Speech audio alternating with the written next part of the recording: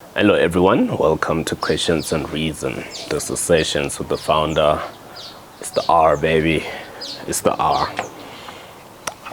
The media doesn't just have questions anymore. They have questions and reason. All right, let's get into it. So first and foremost, I would like to apologize. I got complaints to say, hey, why did you make us get used to your show and then you drop an episode after forever now? I was a bit occupied, trying to set up other streams of income. The hustle, man. That's what we do. So what do we talk about today? First and foremost, thank you for the support that you showed on my last episode, which was the part one of land. We went into land and did some more and revisiting history, 1962, Darfur, and I believe we're gonna be dropping part two soon. So be on the watch out for that, and that's on concepts. So we have another segment that is called concepts. I'm sure people who follow the YouTube channel knows about it. So like I said, I've been occupied, trying to set up other means of income. My greatest desire is to create employment, right? If I can employ at least 1,000 people in my lifetime, then that would be great. And Questions and Reason is part of that, right? We also talk to people in careers, businesses, and side hustles to get their stories so that people can see that it's doable as long as you don't give up. Because you'll find that the people who we are interviewing are facing the things that you are facing, and they didn't give up. In turn, they made a lot of money out of it, and you can make a lot of money too. All right, so on the first topic, I was very disappointed at MacG of Podcast and Chill when he came at Penuel saying that Penuel is a sellout. And yes, we did. We actually did an episode about being called a sellout or selling your soul. Right here, if you go through the previous ones, you'll find it.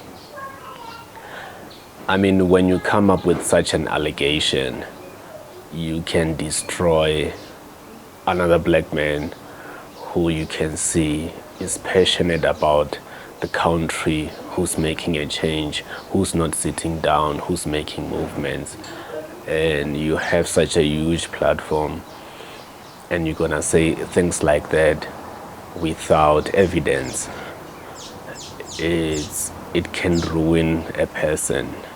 It can destroy him completely, especially with the impact that Podcast and Chill has.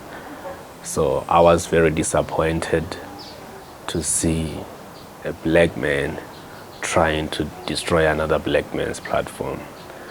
That's how I saw it. That's how I felt it.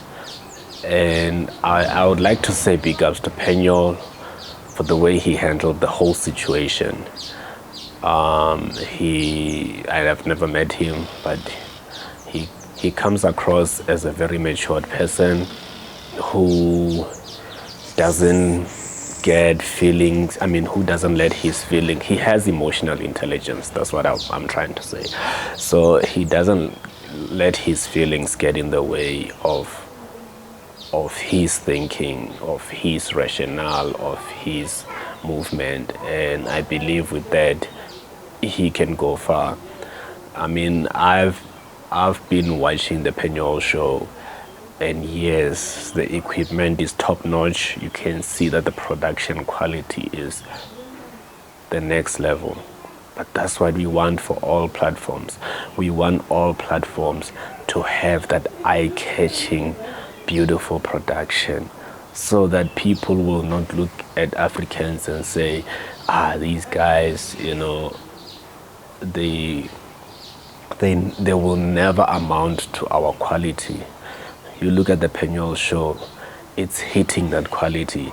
I think the only issue is with the audio, but I think it has a lot to do with the room that they record in, because you can see that it is mostly empty and there's a lot of echo, and that can affect sound. But I'm sure they'll get it, and I want to see more of Penuel. I want to see more black men rising up, building platforms where they can not just express themselves, send a message, or express their freedom of speech, but also be able to make money and build businesses and be independent. And yeah, that is the most wonderful thing. A lot of people are working, but they're frustrated in their workplaces. And it's not the work that frustrates them, it's their leaders, and they feel trapped. They feel like, this I can't do anything else besides that. But we see Penuel and many other people who are going on YouTube. I mean, he mentioned in his video that he's making like 10,000 a month, which a whole lot of people are not making, just on one platform where he's shooting, making 10,000 a month from YouTube. I'm not talking about, sponsors and stuff like that. Imagine if he gets a good sponsor. But then even if he gets a sponsor, what's gonna happen? People are still they think is gonna validate what MacG said. Like I said, like what he said can destroy a person's platform completely. I feel like when you have that huge platform, you need to be extra sensitive of what you are saying. I'm not against podcast and chill. I mean, it is one of the platforms that showed myself personally that, wait, you're a creative, you can make money out of you expressing yourself. And like I said, I've been setting other platforms up. Like I now have a music channel, I have a gaming channel, and a news channel, and an animation channel are on the way. You know what I'm saying? And I'm gonna get to a point where most of my content is being streamed on an app that you're gonna see sometime next year. I'm just still trying to get a lot of eyes on it, see if people can break the code and see if it's really top notch before I can release it. But sometime next year we're gonna be releasing a streaming app plus the news app, which goes with the YouTube channel. So so podcast and chill is the reason why I am able to actually see that, oh, okay, so I don't have to write 1,000 proposals anymore, where people get to decide whether it's a good show or not. And if they think it's a good show, then they take it, and my voice is lost in it. So they just take part of it and dilute it with 1,000 other ideas. So with what the work that they did before us has opened so many doors that wherever we go now, people take a person like myself very seriously, and they sponsor and they support and they help us grow as well. So like I said, if you're gonna come up with an accusation like that, you need to back it up with evidence. If it's something that you're suspecting, you need to suspect it all by yourself until you proved it. Otherwise, you're destroying Penuel. You're destroying his mainstream of income. How's that a good thing? I don't see if we can, that saying umtomnyama akafuna ubona umtomnyama yaphezulu. So I think it has a lot to do with that. Like I said, the production on Penuel show is setting a new standard for everybody. So we're not gonna be comfortable shooting with small equipments. We have to show that Africans have excellence, and the Penuel show is showing excellence. We need excellence, and we have to push together so that all of us can get to that excellence. So, like I said, I'm really disappointed in what MacG said, and yeah, he is a hero to most of us. I don't think he's aware of his power and platform, and what he says can really destroy people. All right, so moving on. I wanted to talk about being able to express your existence.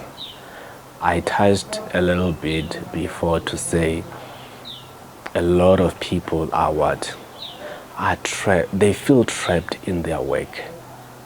They are unable to express their existence because a job has locked them up. Maybe not even a job. The fact that they are not treated well at the workplace shut them, that they can't be able to see their own value. It's like when we were kids, growing up at the village or in a poor environment, and you don't have enough, right? And there's that kid in the very same street or in the very same block. His parents are well off financially, maybe not rich, but the mother maybe is a teacher or something like that, and this kid has access to good toys or to good food and stuff like that, and they come and flaunt it on the streets. And when we look at it, it was like, wow, right? And you begin to see power at a very early age, where now the kid becomes some sort of dictator or leader just because the parents gave that kid toys that we want to play with. So he would take advantage of the situation, and he would make us do things on his behalf. He would make false promises of rewards and stuff like that, but then he might decide otherwise. He might promise you, okay, carry me from here to the next street behind your back, and then from then you can you can ride my scooter or something like that, or you can ride my bicycle. So because bicycle is a foreign concept to you, and it looks cool, and you want to see yourself on it, and you don't have money, or your parents don't have money to get you one, you become that person's slave, right? And you are unable to negotiate your value with that person, and you can see the dynamics of friendship has changed. It has changed completely, because before the bike, you and that person, you would be on the same level in a way, but you allow material things to make you a subhuman. And I'm really mad that I didn't have parents who were strong enough to show me my value at a very early age. I feel like as parents, we need to tell our children their value so that they cannot subject themselves to being subhuman because of material things, something that they can have for a second or ride for a minute. I know it's pretty exciting. I know it might be more, yeah, exciting is the right word. But once you know your value, you will not subject yourself to a 2 minutes enjoyment just so you can be someone's slave. But otherwise, what would you do? You would know your value. Sometimes you have to even negotiate it. You have to negotiate how people treat you. People with privilege normally don't know how to treat people with less privilege. They will treat somebody with more privilege than them in a better way than they would do at somebody who doesn't have privilege. So you must understand that principle to say, if you don't have much privilege, you will be undermined a lot. But it doesn't mean you have less value. Everything that you are here to bring is inside of you. You need to be able to express it fully. And nowadays, we have so many opportunities and possibilities that you can become, you can have so much money without knocking on the door. Look at Amapiano. People from the Kasis became millionaires just from them expressing their own culture, from them expressing their own Kasiness and things like that. It is cool, it is nice, and there's a market for it. So a lot of people went from living in the ghetto to owning mansions and driving fancy cars just from Amapiano. So what am I saying? I'm saying that we need to get to a point where we realize that a job does not define us. A leader at a job, whatever they say to us, whether they treat us well or not, does not define who we are. If you know you are there, you don't like the job, do the job, get the money while doing what? Making other streams of income. In that way, you know that any time that you leave there, not only do you have another opportunity, but you have so many streams of income. It doesn't matter whether you stay or not. So you will stay there because you love doing that. Otherwise, when the love is out, when you have loved that work and the love is no longer there, because it happens that the love for the work is no longer there, then you get to move without worries about the future because you have so many streams of income, right? So what am I saying? I'm saying that we must, let's say you don't like a certain leader at work. They are always, giving you stress, maybe shouting at you, or maybe treating you in a way that devalues you, or your senior makes you look like, you are not good enough for the work and stuff like that. There are seniors like that, but that is their immaturity. It is not your immaturity. If somebody makes you feel like you're not doing the work they're supposed to be doing, showing you how to do the work because they're seniors, but like I said, that is their immaturity. So let us build businesses. Let us, people would come with a political mind to say, hey guys, let's join a union and fight. I don't believe in that.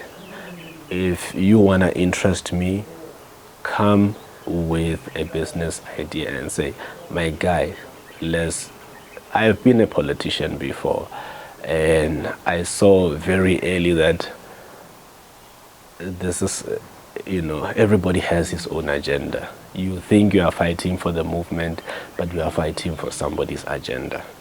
So in business, we are clear what the agenda is. Let's make money. That is the only agenda, right?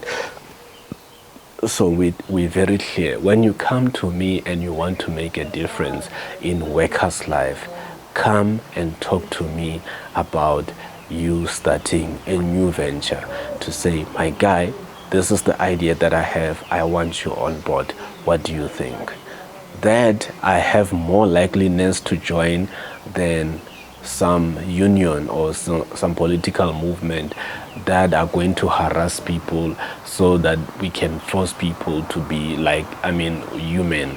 You cannot force people to be human, right? We can't. It is time for us, like I said, there's a lot of opportunities out there. It is time for us to build businesses and build better work cultures. And we from the get-go, we ensure that no boss is gonna mistreat your team just because they have a senior position. You make sure that the work culture is healthy, that people are not being depressed because of the workplace, that people actually get to enjoy the work that they do, because that's how you get the best out of people. You can never get the best out of anybody while that person is depressed and stressed. But a lot of leaders are not aware of that. So if you can get somebody to be excited to come to work, to be excited to do his job, I promise you, you will get even more than you signed contract for. So like I said, let us build businesses, let us build better work cultures, and if it's a wage that we are concerned about, in our businesses we'll be aware and make sure that people are better paid. That is just my take. Don't come and ask me to join a union or to join a political party, right? Like I said, I've tried that. It is not what they say it is. It isn't. And if you join a political party, you will pick it up. People join politics to enrich themselves. If you are you want to enrich yourself, become an entrepreneur. Then we know exactly why. Your motive. You want to become wealthy. That's why people become entrepreneurs. You also want to be your own boss. That is why people become entrepreneurs, right? So we know that you want the right to be your own boss and to make your own money. So when we join you knowing what the motive is. All right? I'm not saying politics should be cancelled. We need politicians. As much corrupt as they are, we need them, right? We need them so that they can still be pressure here and there, and then maybe formations here and there, reforms and stuff like that, right? Speaking about politicians, if you are a billionaire like our president, I look at that situation, I'm like, maybe this guy has different problems to myself. I'm not justifying the fact that he hid a lot of money, but maybe he has different problems to me. I don't know. If I have that amount of money, I might have a problem of, hey, where do I put this money, man? It is too much money. There's a lot in the bank, there's a lot there, there's a lot. How do I keep it safe? I don't know what he's thinking, but in my eyes it was maybe that. I'm not saying it's right. We all know that you cannot be keeping that amount of cash in your possession. It is against the law, and unfortunately this is South Africa, and when you have money you get away with a lot of things. So I'm not really hoping that there'll be some sort of justice or anything. Listen, in South Africa, when you have money, everything goes. Everything bends before you. Cash rules everything around you, right? But yes, there will be those who are resistant to that, and I like that, people who don't really bow down to how much money you have or how much respect you think you are supposed to get. But such people are normally thrown out, or you know yeah, thrown out of their positions or stuff like that. So people who are straight normally, especially in government institutions, they don't see promotions. People who are truthful, who want things to be done in the right order, who are not corrupt, unfortunately never gets to keep their jobs. So we are at a point where corruption, you have to be corrupt to keep your job. You have to be corrupt to, get a promotion. You have to compromise your other people in order for you to be elevated in the private sector. Or you have to not to have a voice at all. Just be some, yes, no, a yes person, never have a voice, and then they elevate you. Unfortunately, that's the reality that we have. But I said, if we build our own businesses and build, successful businesses and good work cultures, then we have control, maybe not in other companies, but in the company that we are in. And imagine you employed 100 people, 200 people who are happy, who are excited about getting to work.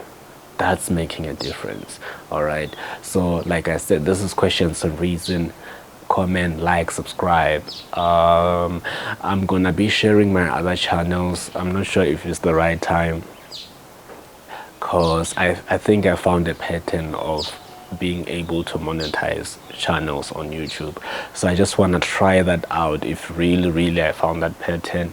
And yeah, but you will be seeing, I will be giving you links to the other channel. If you don't see me uploading content, know that I have a day job, I have other side hustles, and I'm trying to set up this YouTube thingy. I am trying to get that one going. All right, so this is your boy Anthony R. Tell your friends about it. I'm out.